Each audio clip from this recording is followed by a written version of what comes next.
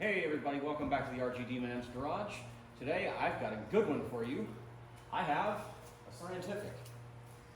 We don't know exactly how old this thing is. We think it's older than RGD Man's and Nick's garage doors. They're blue scientifics. This has had a little bit of rework done. It was broken when RGD Man pulled it. So I had to do a little bit of soldering on the inside. The side cover on the control box and the capacitor cover are obviously not original to this. What had happened was the capacitor was sticking out long ways, and at some point it got hit and broke a wire from the transformer off to another contact in the controller. So a little bit of soldering and the silly thing actually works. I still have to do a power cord repair when I get home, but I will get to that.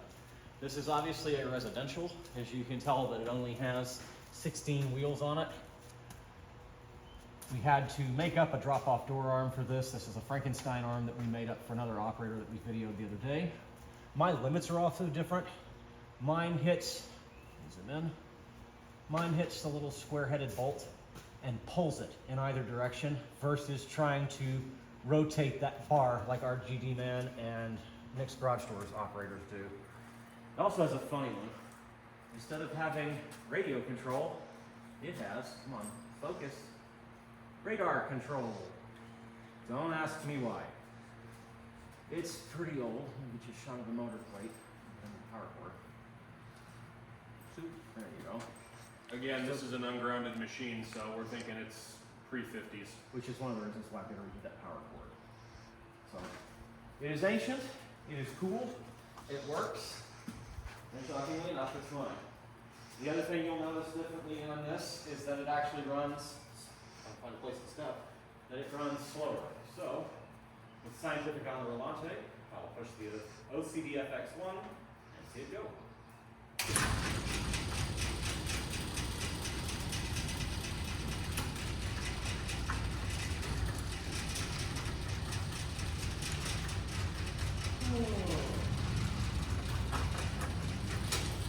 It's not quite as slow as the Su-72, but it's pretty close. Now, the Rolante is a 7-foot door, but if you look at where it stops, it looks like the operator might have been for an 8-foot tall door, maybe 9. The operator in total is 12 feet long. And the light obviously is only controlled by the relay when it runs. So, Remind me real quick, did it look like it had an aftermarket capacitor in it? yeah. Well, no. So the capacitor that was in it was soldered in. Okay. That one, I don't know if it was any good or not. We took it out and I put another shorter one in so I could put new terminals on the wires and make it where it is a little easier to replace. Gotcha. So for those who are unfamiliar with how the Scientific works and why it's so cool, the tube spins and these wheels are mounted at an angle. Because they're mounted at an angle, as the tube spins, it gives a push-pull movement.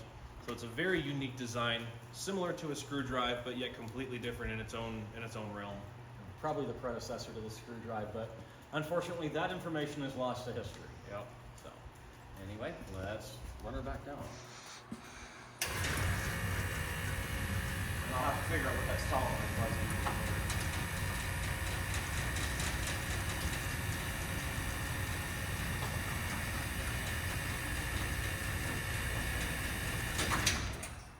And the light turns off. So 3 of us out of 4 have Scientifics now. Now we just have to find one for Joe. Anyway, thank you guys for watching. Stay tuned. I'm sure there's going to be more.